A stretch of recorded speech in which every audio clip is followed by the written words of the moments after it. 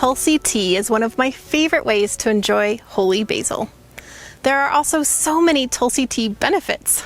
In this episode, I'm giving you my favorite Tulsi tea recipes, as well as sharing some important holy basil side effects. This episode is part 2 of the holy basil series. In part 1, I shared many holy basil benefits, including how to identify the many holy basils available. Hello and welcome to the Herbs with Rosalee podcast, a show exploring how herbs heal as medicine, as food, and through nature connection. I'm your host, Rosalee de la Forêt. I created this YouTube channel to share trusted herbal wisdom so that you can get the best results when relying on herbs for your health. I love offering up practical knowledge to help you dive deeper into the world of medicinal plants and seasonal living. Each episode of the Herbs with Rosalee podcast is shared on YouTube as well as your favorite podcast app.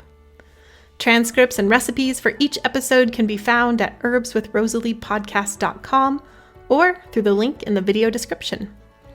Also in the video description, you'll find other helpful resources. For example, to get my best herbal tips, as well as fun bonuses, be sure to sign up for my weekly herbal newsletter. Okay, grab your cup of tea and let's dive in. Holy basil and Tulsi refer to the same plant, but there are many types of holy basils and Tulsis. If you haven't already watched or listened to my episode on holy basil benefits, then I recommend it.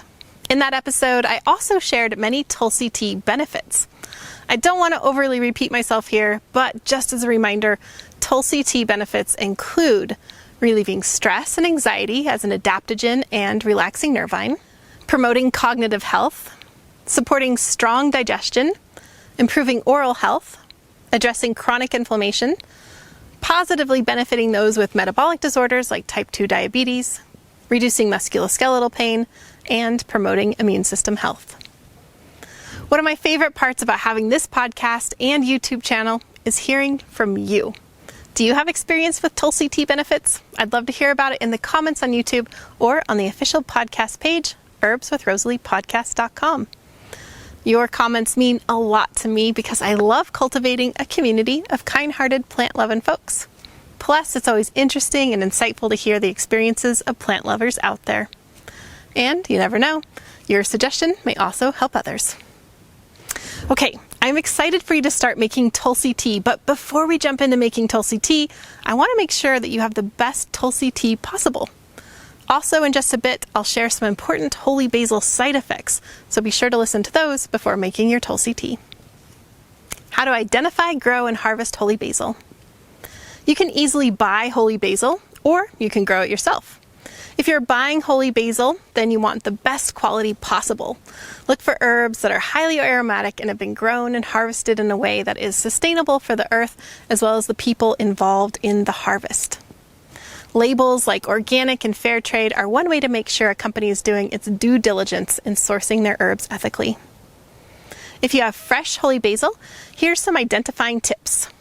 As a member of the mint family, all holy basils have the characteristic square stem and opposite leaves. The flowers have the familiar lipped shape of mint family flowers. Depending on the variety, the leaves may be green to purple and can grow from 1 to 5 feet.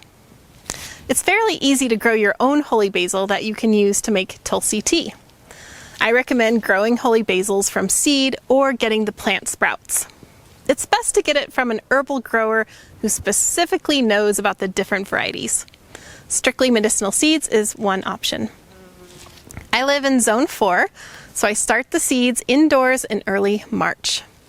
It's recommended to hold the seeds up to the light before gently nesting them in a bit of soil. I start mine on heat-growing mats, and I keep the soil surface moist until germination. I plant the holy basil outside in mid-May or after the last frost of the season. Because basils like it warm, I keep them covered with paper reime until the nights are reliably in the upper 50s or warmer.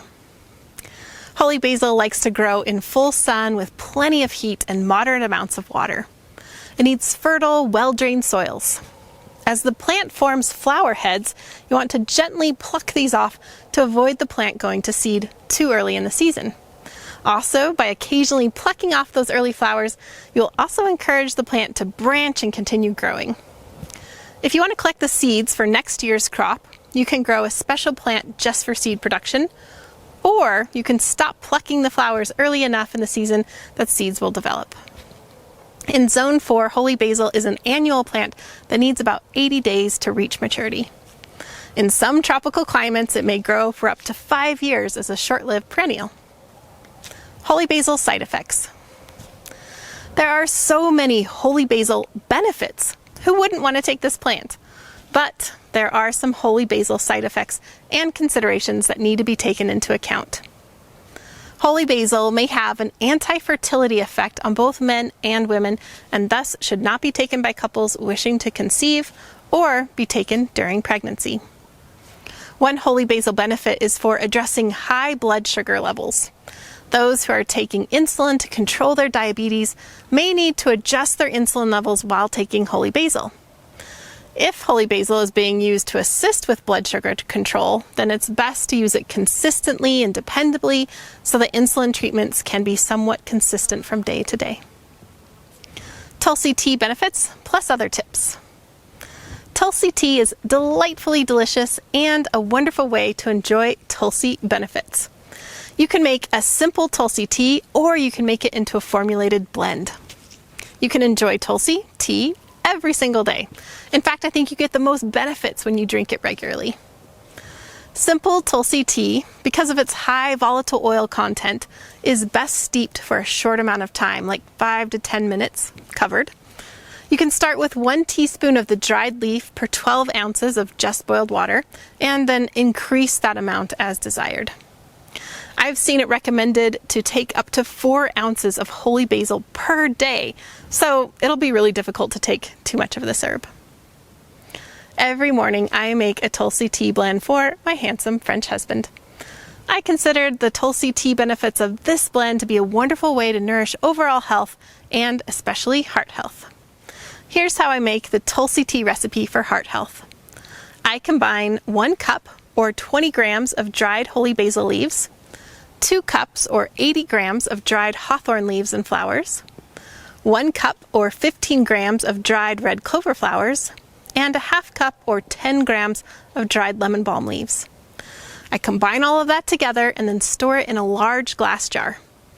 Each morning I measure out a 1/4 cup of this blend, which is roughly 5 to 7 grams. I then pulse it in a spice grinder for about 5 seconds. This dramatically helps the extraction process and makes it a super potent tea. I put the tea blend into a strainer that fits into a cup and then fill that with just boiled hot water, about 12 to 16 ounces. This can then steep for at least 5 minutes. Sometimes my husband lets it steep for as much as 20 minutes. By the way, when making Tulsi tea, it's often best to use dried leaves, as this makes the strongest tea. But if you happen to grow Tulsi, then it's fun to work with the fresh plant too. I like to infuse a handful of the chopped up fresh flowering tips in a quart of cold water overnight. I strain it the next day and then drink it throughout the day as this really cooling and relaxing nervine in hot weather. This preparation is especially delicious and has a noticeable demulcent quality to it. I find this to be especially soothing when my lungs are dry and irritated, say during times of wildfire smoke. There are many other ways to work with holy basil too. It can be used to flavor meals like pestos. It extracts well into alcohol, glycerin, and vinegar. It's especially yummy to infuse fresh holy basil into honey.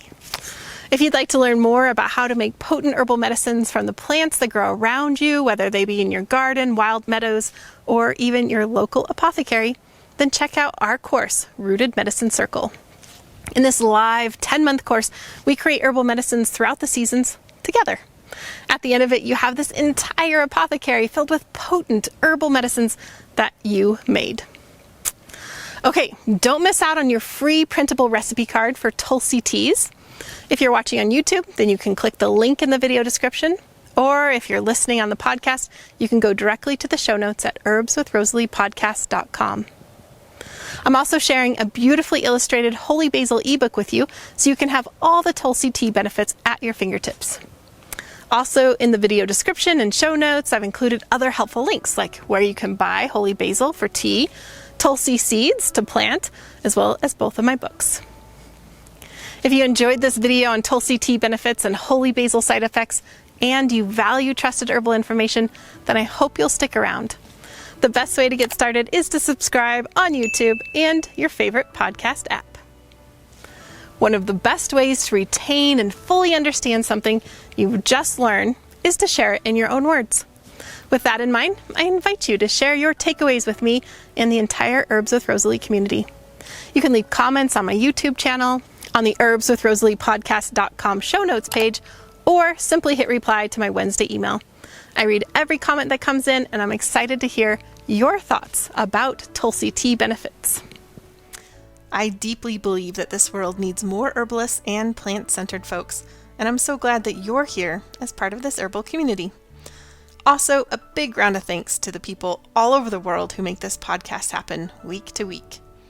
Nicole Paul is the project manager who oversees the whole operation, from guest outreach to writing show notes to actually uploading each episode and so many other things I don't even know. She really holds this whole thing together. Francesca is our fabulous video and audio editor. She not only makes listening more pleasant, she also adds beauty to the YouTube videos with plant images and video overlays. Tatiana Rusakova is the botanical illustrator who creates gorgeous plant and recipe illustrations for us. I love them. I know that you do too. Christy edits the recipe cards, and then Jenny creates them as well as the thumbnail images for YouTube. Michelle is the tech wizard behind the scenes, and Karen is our student services coordinator and customer support. For those of you who like to read along, Jennifer is who creates the transcripts each week. Xavier, my handsome French husband, is the cameraman and website IT guy. It takes an herbal village to make it all happen, including you. Okay, you've lasted to the very end of the show, which means you get your gold star and this herbal tidbit. Tulsi is a powerful medicinal herb that's often taken internally through teas, capsules, tinctures, or even food. Holy basil is also an amazing plant to put on your skin. We know from modern research that it can dramatically decrease skin inflammation. I know from personal experience that massaging holy basil infused oil into my skin is absolutely delightful. And I'm not the only one who loves it. I make holy basil infused oil every year and gift it to friends, and it's highly requested. This oil can be used to nourish the skin and is a wonderful breast and belly oil too. Holy basil is also a lovely hydrosol. I often spritz this on my face and body during the hot summer months as a way to both center myself and cool down. Enjoy your holy basil.